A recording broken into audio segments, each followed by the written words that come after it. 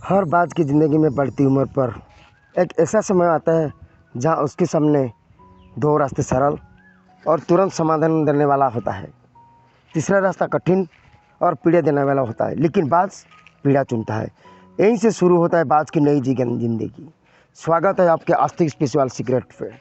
दोस्त, हमारी ज़िंदगी में कई एक मौका आते हैं जहां हमें परेशानी का सामना करना पड़ता है। कई लोग तो जीवन में संघर्ष कर आगे निकल जाते हैं और कोई अपने हालत पर हार मानकर खुद को ज़िंदगी के हवाले कर देते हैं। इसी में हमारा ज़िंदगी खुद को कोई वजूद नहीं रहता। दुनिया उसी को सलाम करता है जो अपने कलाम खुद लिखते हैं।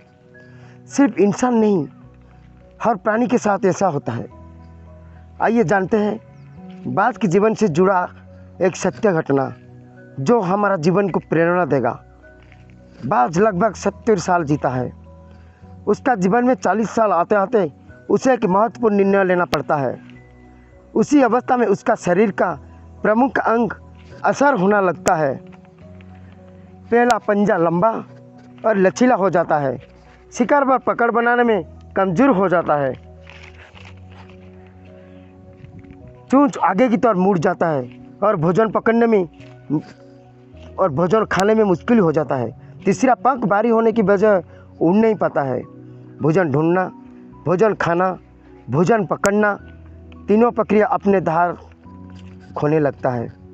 उसके पास 3 रास्ता होता है, या तो शरीर छोड़ दे, या गिद्ध की तरह त्याग हुए भोजन पर निर्भर हो जाए, या फिर सोए को फिर से स्थापना करे आकाश की साफ तौर पे जाहिर बादशाह के रूप में, जहाँ पहले और सरल समाधान देने वाला होता है। तीसरा अत्यंत पीड़ादायक होता है।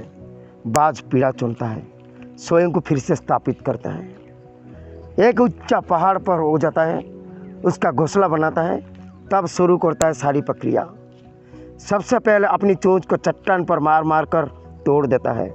अपनी चोंच तोड़ने से अधिक पीड़ादायक कुछ भी नहीं है पखीराज के लिए। अब वो इंतज़ार करता है चोंच फिर से उगाने की। उसके बाद अपने पंजे को इसी प्रकार तोड़ देता है और इंतज़ार करता है पंजा दोबारा उगाने की। पहले पंजा लंबा, चोंच और पंजे आ जाते हैं, तब बाद उसके भारी पंखों को एक बार उखाड़ के फेंक देता है। प्रतिज्ञा करता है पंखों को पुनर्उगाने का। 150 दिन की पीड़ा और इंतजार, तब उसे मिलता है वही भव्य उड़ान, ऊंची उड़ान। इस पुनः स्थापना के बाद और 30 साल जीता है ऊर्जा और सम्मान गरिमा के साथ। आपने कई बार सुना होगा, भगवान उसकी मदद करते हैं जो अपनी मदद करता है। आज आपने तो उसकी मिसाल देख लिए। बाज संघर्ष करता है 150 दिन तक। भगवान उसका संघर्ष कभी भी बेकार नहीं जाने देते। कुदरत हम सिखाता है, पंजे पकड़ की प्रतीक, चोंच सक्रियता, पंख कल्पना को स्थापित करते, इच्छा हालत पर काबू रखने की, कल्पना जीवन में कुछ नयापन बजाय रखने की, इच्छा कल्पना निर्बलता पकड़ते हमें। 40 से आते आते हमारा व्यक्तित्व ढीला पड़ जाता है। अध्यय जीवन में ख़त्म होने जैसा लगता है। इच्छा, आलस, ऊर्जा नीचे की ओर जाने लगता है। हमारा पास भी कई विकल्प होता है, कुछ सरल, कुछ पीड़ादायक। हमें भी हमारा जीवन में अति लचीलापन को तोड़कर काबू दिखाना होगा। बाज की पूंछ की तरह हमें भी आलस त्याग कर ऊर्जा दिखाना होगी, बाज की चोंच की तरह। हमें भी आज़ाद उड़ान भरानी होगी, बाज की पंखों की तरह।